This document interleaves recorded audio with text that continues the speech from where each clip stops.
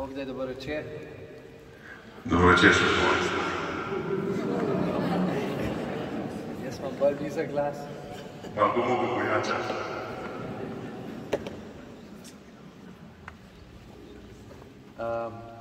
V glavnem, midva bi za začetek vas prosila, če se lahko združimo v molitvi. Za začetek vas prosila, če se lahko združimo v molitvi. Janez. Sveti Duh, polagaj v najna usta besede, da bova z njimi lahko dala tebi čast in slavo in da bodo besede padle na plodna tla v vaših ušesih, v vaših glavah, predvsem po vaših srcih. Amen. Slava Očetu in Sinu in Svetemu Duhu, kakor je bilo v začetku, tako zdaj in vselej in vekomaj. Amen.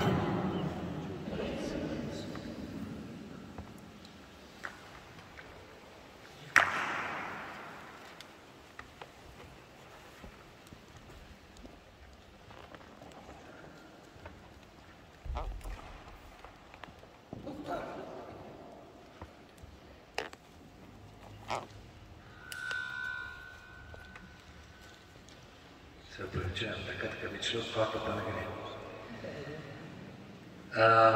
Rad bi vam prebral iz Svetega pisma eno zgodbo iz apostolskih del, ki zelo dobro nakazuje, za mene zagotovo lahko rečem 100%, kaj se me je zgodilo, ko sem dejansko dobil krst v Svetem Duhu in tudi kako to potem naprej poteka. Gospodov angel je govoril Filipu z besedami: vstani in odpotuj proti jugu k cesti, ki pelje iz Jeruzalema v Gazo. Ta cesta je zapuščena. Filip je vstal in odpotoval.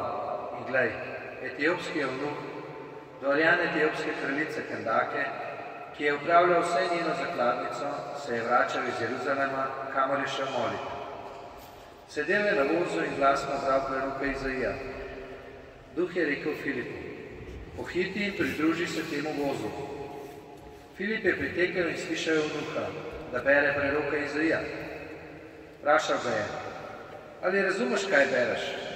Ta je odgovoril: kako naj bi razumel, ko pa me nihče ne pouči? Povabil je Filipa, naj vstopi na voz in prisede. Odlomek iz pisma, ki ga je bral, se je glasil takole: kakor jagnje so ga gnali v zakol, kakor ovca ne da glasu pred tistim, ki ga striže, tako on je odprl svojih ust. Ker se je ponižal, je bila sodba nad njim razveljavljena. Kdo bi mogel prešteti njegovo potomstvo? Zakaj njegovo življenje je vzeto iz zemlje? Evnuh je ogovoril Filipa in rekel: prosim te, o kom govori tu prerok? O sebi ali o kom drugem? Filip je spregovoril: izhajajo iz tega mesta v pismu, na to pa je beseda navezal na evangelijo o Jezusu. Ko sta potovala naprej, sta prišla do neke vode in evnuh je rekel: glej, voda, kaj mi brani, da ne bi bil krščen? Velel je ustaviti voz, oba, Filip in evnuh, sta stopila v vodo in Filip ga je krstil. Ko pa sta stopila iz vode, je Gospodov duh vzel Filipa. Evnuh ga ni več videl, šel je veselo naprej po svoji poti. Filip pa se je znašel v Aždodu in spotoma je vsak mesta prinašal veselo znanilo, dokler ni prišel v Cezarejo. To je Božja beseda. Izhajam iz družine katoliške, tradicionalne. Imel sem vse zakramente, možnost dobiti, biti vsako nedeljo pri maši, verouk obiskovati. Ampak vam lahko povem, da edino, kar me je v cerkvi ohranilo, v stiku z Gospodom, Jezusom Kristusom, je v bistvu spoved. To je bila edina stvar, ki sem jo vedel, da jo pa moram delati redno. Recimo, vsaj enkrat na mesec. Pa čeprav je bilo itak ves čas ponavljanje enih in istih zadev in najlažje se je ta zadnji trenutek spomniti, kaj si 5 minut nazaj naredil. Zdaj se zato odpovedujem. Ampak Gospod je s tem videl, da resno mislim, da še vsem želim ga poznati. Potem mi je pokazal Sveto pismo in ko sem ga začel od prve strani brati naprej, tako kot se vsako knjigo bere, glede na to, da je to od začetka do konca zgodba o Jezusu Kristusu, sem videl, da je pravzaprav noter vsa resnica. Grizel me je to, kar sem poznal, pa to, kar tukaj noter piše, pa to, kar ne bi videl, nič od tega nisem opazil v cerkvi. Ampak sveta spoved me je ohranila tam, da nisem šel v New Age, pa ne vem kaj vse. Ja, vse sem pregledal, vse sem preštudiral, ampak nič me ni dotegnil, Bogu hvala. No, potem se je pozgodila zgodba, da me je to grizel. Enkrat je moj prijatelj prišel do mene pa rekel, a veš, da je v Rimu prvo srečanje mož, očetov in sinov? Sem rekel, aha, kaj pa je to? Aha, imajo srečanje za mlade, imajo srečanje za tiste, imajo za take, za drugačne. Ja, moški se pa res niso tam srečali. To je pa res zanimivo. Sem rekel, to bi me pa zanimalo. Ja, sam kot SPL sem bil bolj nakratko vzmarjen. Žena je imela bolj majhne otroke doma z mano. Sem rekel, težko je bom pustil kar za 5 dni samo. Ja, no, okej. Zanimivo bi bilo, če bi bil tam, sam ne morem. No in potem me kliče, brat mi pravi, veš kaj, jaz sem te kar prijavil. To je bilo 3 tedne pred dogodkom. Pa sem ti že plačal lunch pakete za vsak dan. Zdaj pa že skoraj moram jeti, ne? Ampak še zdaj nisem odmarjal, ko bom dol prišel, nimam ne za karto, ne za kaj ostalega še, sej najbolj še čišče treba zrihtati nekaj. Pa me kliče spet isti prijatelj, pa pravi, veš pa, sem najdel 2, ki gresta z avtom. Sem rekel, daj praši, mogoče ga imajo zraven. No, pa zna Janez povedati, kaj se je zgodilo. Ja, tista 2 sva bila jaz ten prijatelj, ki je tudi Janez, in sva se odločila, da gremo z avtom, zaradi tega, ker imamo hude zdravstvene težave in je bila edina varianta, da ne se popelje hrano s sabo, ne da dol išče. Najbolj zanimiv del vsega je bilo to, da je bila stop v avto na njegovem dvorišču, pa prav, fantje, jaz imam cel kup vprašanj. In potem smo začeli. Debata je bila tako dolga, da smo danes še cel pot zgrešili, pa še malo podaljša za nekaj ure, da so nas ostali, ki so šli z vlakom, še čakali. Ampak v bistvu se je zgodilo šele čez par dni. Pa zdaj mogoče še malo vse povem, pa bo pa nadaljevala zgodba. Jaz sem Janez, oče 2 otrok. Moja mladost je bila v bistvu zelo povezana s cerkvijo kot otroški zbor, pa mladinski zbor, pa mladinski verouk. Celo tam do malo čez 20 smo kar lepo vztrajali. Potem me pa zmanjkalo, kot domač povedal. In hvala Bogu me je Gospod odvaral marsikakšnih stvari. Je pa dejstvo, da je ostala cerkev tako, nedeljska maša, to je pa to. Tam se je zaključil. Oče je vedno hodil k maši, vsako nedeljo. Nikoli ni razlagal zakaj, ampak šel je pa vedno. Do 18. leta me je z bratom preganjal, po 18. rekel, jaz sem svoje delo opravil, zdaj sta pa mi pa sama odgovorna za to. In šele moram reči, da nekje pri 30 sem razumel, zakaj je to naredil, pa razumel, zakaj je on hodil. Zdaj pa, če se vrnemo nazaj na prejšnjo zgodbo. Ko smo prišli v Rim, je bil plan za 4 dni, da bomo poslušali Paterja Njega Kantalameso. Program je bil znan. Po 2 dneh ko je bilo najprej slavljenje, potem pričevanje skupin, pričevanje predstavnikov mož z celega sveta, je pater Andronisa rekel, veste kaj, Gospod me je nagovoril, da spremenim plan. In tretji dan in četrti dan praktično govoril o izlitju, tretji dan je malo nasplošno, četrti dan je pa svoje pričevanje povedal. Zgodilo se je to, da se med nami 11-timi, ker smo bili iz Slovenije, pa smo tako rekli 12-timi, ker je bil Jezus skozi z nami, zrasla toliko močna želja po tem, da bi imeli z Gospodom osebni odnos na ti, da smo dejansko zadnjo noč molili drug za drugega za izlitje Svetega Duha. In to pri jezuitih, da je polnoč do enih ponoči. Smo samo čakali, kdaj. Hiša se je tresla dobesedno. Čakali smo, kdaj bojo požardarji prišli, ali pa da nas bo že pozdravil vprašati. Najmanj 5krat smo tako gledali, a še res ni nobenega. In to je bilo zanimivo, ne? Ravno v času, zame osebno, ko smo na seminarju zelo meni blizu, ne? V Naklem, in praktično sem izlitje Svetega Duha doživel par dni pred dni, bil pol izlitje seminar, tam pa nas v Naklem. Ni bilo to prvič za izlitje zame, tako da dejstvo je, da to, kar v Svetem pismu piše, drži. Izlitje Svetega Duha ni samo za enkrat, ni samo enkratni dogodek. Kadar ga potrebujete, proste. Gospod sam prav, trkajte, iščite in bomo dane. Tako da, Gospod je velik. Aleluja. Res ne špara. Mogoče Blaž še pove, kako je bilo zanj, ko je bilo pregovoril prvič. Jaz lahko povem samo to, da sem doživel dejansko binkošnji dan, ki so ga tudi apostoli doživeli.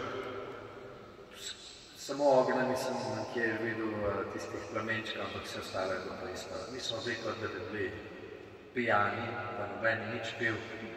Ampak kaj še najbolj zanimivo, meni bilo, kako nas je Bog že od prvega dne pripravljal. Sami od sebe smo se začeli pustiti, rožne vence, adoracija. Cerkev, približno 2krat tako velika katala je bila, prvi dan smo bili samo mi noter, 137 možakov, ki smo prišli glih, prej smo tam noter takole, v en stranski rokav cerkve. Čez 3 dni je bila cerkev nabita polna. Ljudje so meni hodili, nisem mogel verjeti, kaj je to, in se je cerkev napolnila samo od sebe. Tako da že to nam je bilo tudi tako veliko zadoščenje, kaj Gospod dela, ko pustiš, da te vodi. In mene je nagovoril preko Svetega pisma, nagovoril me je, kaj je treba delati, kaj lahko jaz naredim za boljši odnos in z bližnjim in z Gospodom, ker pač prva zapoved pa druga zapoved, da si skoraj enaki, ne? Predvsem to, da vedno rečem, Gospod, zgodi se tvoja volja in da mi zna pokazati tudi, da se on ne šali, ko reče, jaz dajem vedno s polno mero, zvrhano mero, potlačeno in posuto po vrhu še. In ko sem v Svetem pismu zasledil, da vedno, ko je izraelskemu narodu šlo za nohte, so se vrgali na tla, posuli s pepelom, torej šli k spovedi, pa pustili so se. Pa sem pa jaz se spomnil, a ja, sej pa nas v cerkvi imamo tudi post. Pa vedno je rečen, pa ne si preveč naenkrat dati, pomalam. Eno stvar, ko se tiste držite, ne, tako. Jaz sem pa rekel, ampak tam nič ne piše, da so oni sami eno stvar, ko imamo, ampak da so do fertik odrezali vse in ven načeli, dokler niso dosegali, kar so hoteli. Z Božjo pomočjo seveda. In jaz sem rekel Jezusu, jaz bi pa rad videl, če to res ne. A to je res možno, da človek pač ne je 40 dni. pa se pa lahko še bojuje, tudi z velikani. In mi je to dokazal, pa ne 1 leto, več let zapored, da že 3 leta, 4 leta praktično vsak post lahko štejem na 2 roke, koliko obrokov pojem. Pa delam normalno vse stvari, kada ne bo nič. Pa mi je rata jasno, da človek res lahko živi samo od Božje besede, kar je Jezus, kar je najsvetejšem sakramentu. Pa ne zato, ker bi se lahko s tem hvalil, ampak zato, ker se pokaže veličina Boga. In kdo naj bo tisti, ki bo vodil moje življenje? Jaz ali on, ki ima tako moč? No, zato se jaz probam vedno na njega vračati, da on vodi mojo pot. In zanimivo, rajš grem k imaš orožen med s njimi, ki ponavljanje enih istih besed. Je to cerkev, pa malo dal biti tam, je noben več problem. Sveta maša je nekaj čist drugega rata zdaj. Prej je bila ena tedenska obveza za 1 uro, kjer je pač imel daljšo pridigo, ja, če ne okrajšal, bi pač še prej dal. Zdaj pa moram reči, da pridig doskrat sploh ne opazim. Opazim pa vso drugo veličino. Pridiga je sam češen se gor čez. Če je slaba zato, ker sem slab poslušal. Če je dobra, je za dobro zaradi tega, ker je Gospod mi hotel veliko povedati, pa sem imel ušesa pripravljena. Tako da, lahko sam rečem tako, ne. Ko te Bog vodi, zagotovo ni po človeško gledano z rožcem poslan. In sem prejle gledal rast, ki je z velikimi napisani. Radost, ambicioznost, strast, pa trpljenje. To vse skupaj paše. Ja,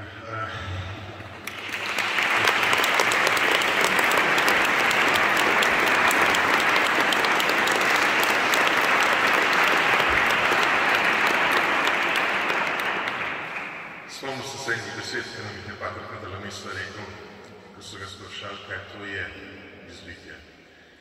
Je rekel, veste, mi smo tako čudni.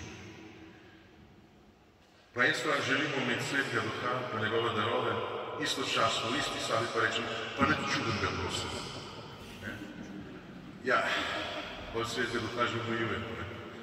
Tisto, kar je nam čudno, kar je nam neobičajno, je ravno tisto, kar nam Gospod najbolj želi dati.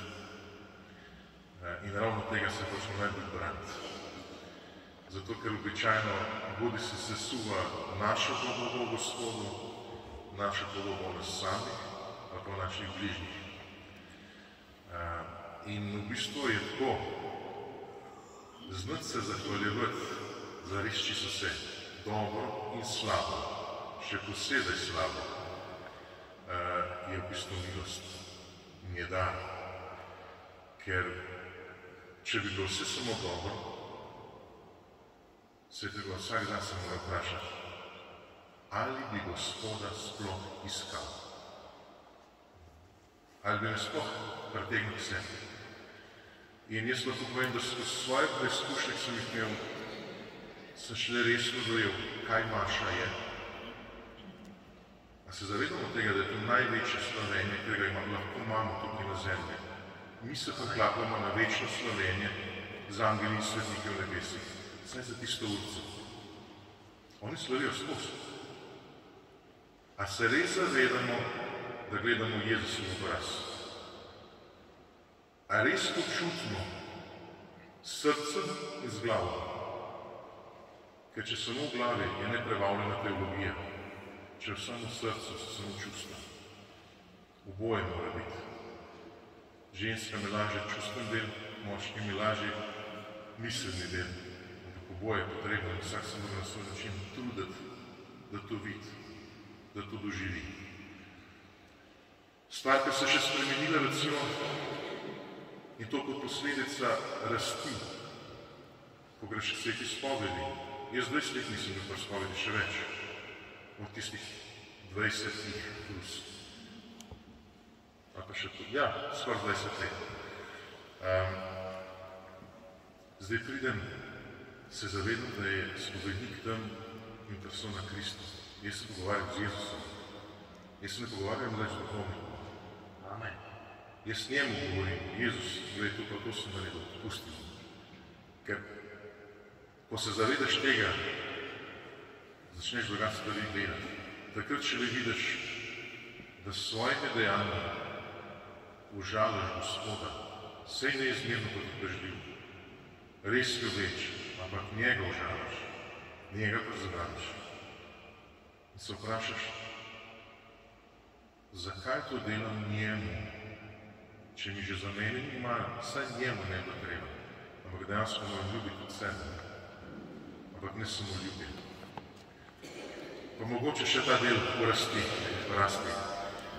Ena iz stvari, ki se je zgodila, ko smo prišli z Rima, je to, da smo se možje začeli, poleg tega, da smo že bili v raznih skupinah, tudi kot te možje, ki smo bili v Rimu, povezovati precej bolj. Dobivali smo se skupaj. Še najbolj zanimivo, da v bistvu takoj po krstu, tam tist večer, ki je vse obnel, smo se usedeli za mizo in rekli, kaj bomo zdaj naredili? Počuješ, kaj moramo unespo, kakšno skupaj? Seveda, potem, ko daš to skozi molitev, vidiš, da ne rabiš ti nič delati kaj preveč, pametvati pa še najmanj. Najboljše je, da pustiš, da ti Bog pomaga odpirati pota. In moške skupine so bile tista pota, ki so nas zavezale, da tukaj moramo delati. Možake dvigant, ki jih je družba pač odplačila v tla in jim oduzela pravzaprav vso besedo, očete nasploh, še toliko bolj. In smo videli, da tukaj moramo očetom dati spet neko moč, pa ne moč to fizično, ampak to moč, ki prija od Gospoda. To, ki so jo dobili vsak moški pri krstu in tudi ženske, da ne bo pomote, ampak za možake je mogoče to lažje dojeti, ker vse stare zgodbe govorijo o kraljih, pa princih, pa prerokih, pa duhovnikih, in je moškemu to bližje. Ko mu je bil odvzet ta del v družbi, je pozabil tudi, da je tudi v družini on dolžen še zmer to biti. Tako da s moškimi skupinami smo postali, tako kot midva z Janezom, dejansko brata. Jaz lahko njega štejem za krvnega brata, ker so v Kristusovi krvi res brata. In najbolj se to opazi, tako kot vedno, kdaj se na Gospoda zanesemo. Ja, takrat, kaj je hudo, takrat, kaj je težko, kaj imaš izhoda, takrat boš rekel, Bog pomaga. Ker vse lepo boš ponavadi pozabil. No in isto je pri moških skupinah, kaj je res tako težko, ker še sam ne moš več moliti, niti prositi, pa nič. Pa se spomniš, da se unma pa tam še večjo kolobocijo, ko bom kar unga poklical. In on za mene moli, jaz pa za njega. Na koncu pa Bog lepo povliha stvari, pa se vse uredi, čeprav je bila neizhodna situacija. Lahko bi tle lepo unestal, pa vam govoril vse, kaj se je zgodilo v 3 letih zadnjih, ki lahko črto potegne, kako vse je Gospod, vse predvidel, pa naštilo. In če bi se jaz malo upilal, ne bi danes to postavil. Pa ne stojim zaradi sebe, zaradi Jezusa Kristusa. Mogoče sam še to dodam, zna bi, da je ženska malo čudno to, da pokliče prijateljice. Vam je to normalno. Na moškim to ni primarna in prva ideja. Najprej gremo v boj, sami rešivati svojo glavo in svojo silo. Največkrat naredimo več škode kot koristi. Z glavo skozite še zelo nežna verzija. In to je veliki preskok, da smo sposobni, pripravljeni zaupati sobratu in prositi za pomoč, ko bi se največ skrili. To je naša obramba. Ali greš v boj, ali pa se skriješ. In pride do situacije, ko da Gospod pripelje tja, da rečeš, Gospod, zdaj bom pa poklical tega, ker vem, da si ti z njimi. Ker vem, da bo po njih prišlo vse. Ker vem, da bodo res molili za me. za situacijo doma, za situacijo v službi, kako. To je tisto, kar mi kot možje rabimo, kar vi kot žene tudi rabite, pa to je to naravno. Hvala. Hvala.